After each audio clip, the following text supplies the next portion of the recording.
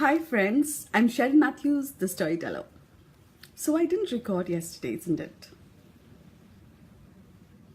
Do you know why?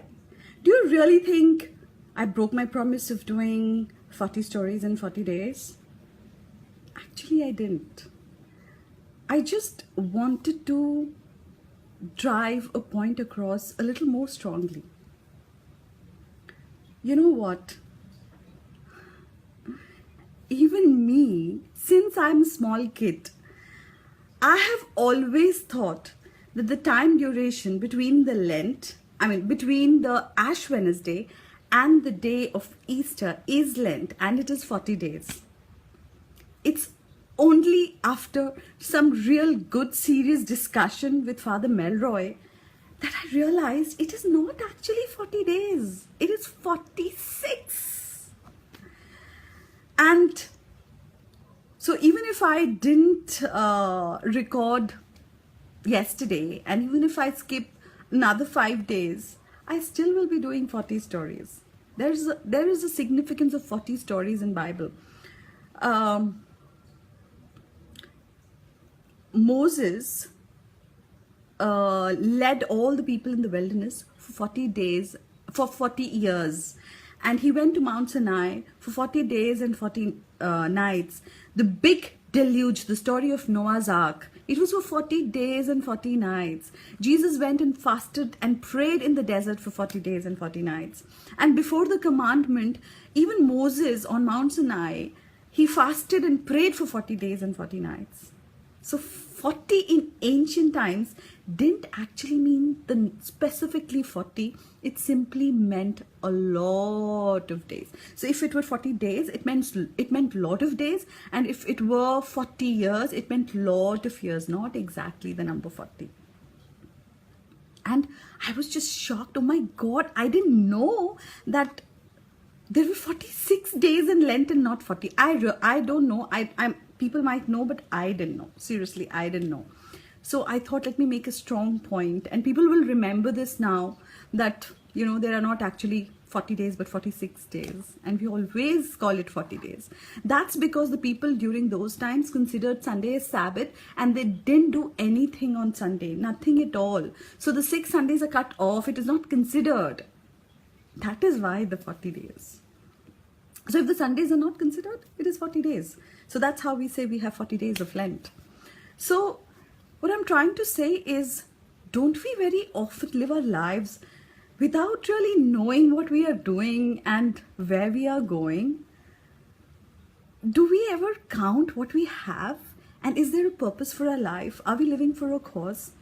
So today's story reminds me of just that. It's a beautiful parable which Jesus said to his followers. So this story is about this king who calls his 3 very important men and gives them different things. The first one, he gives 5 talents. The second one, he gives 2 talents. And the third one, he gives 1. And he says, I'm going for a year.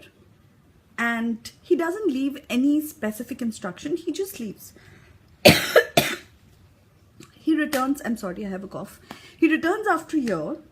And when he returns, he calls these men.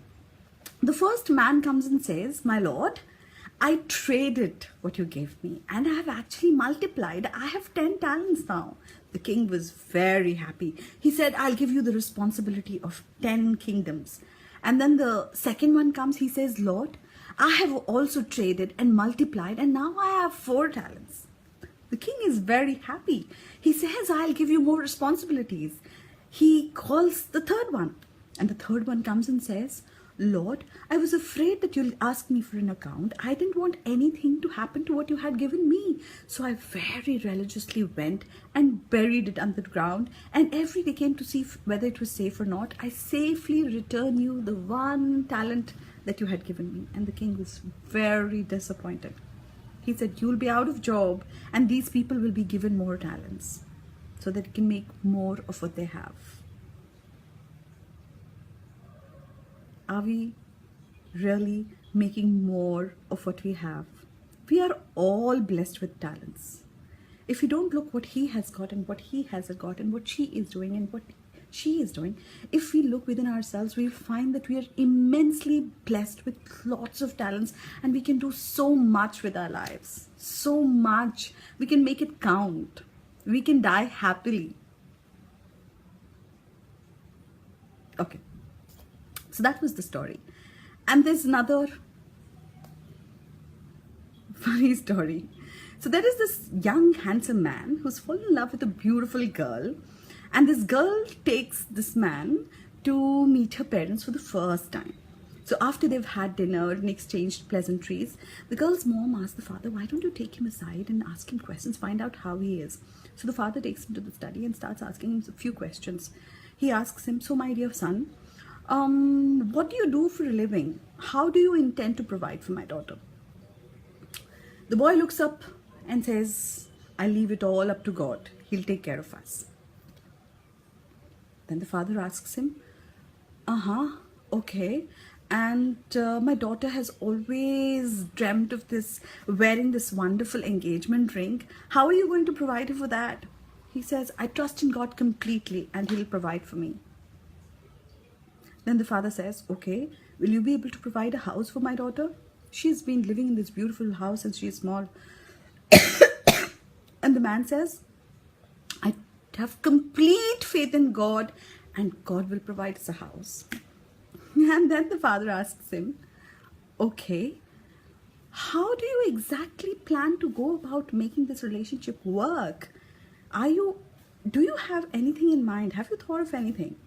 He smiles and says, I trust God completely and I know God will provide. The father says bye and sends off the boy. And then the mother comes and asks him, so what was the conversation about? How is the boy?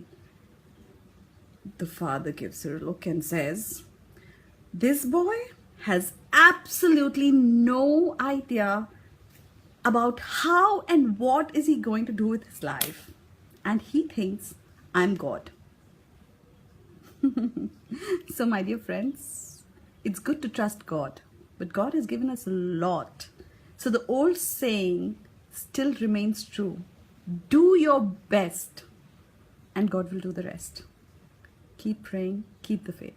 Thank you.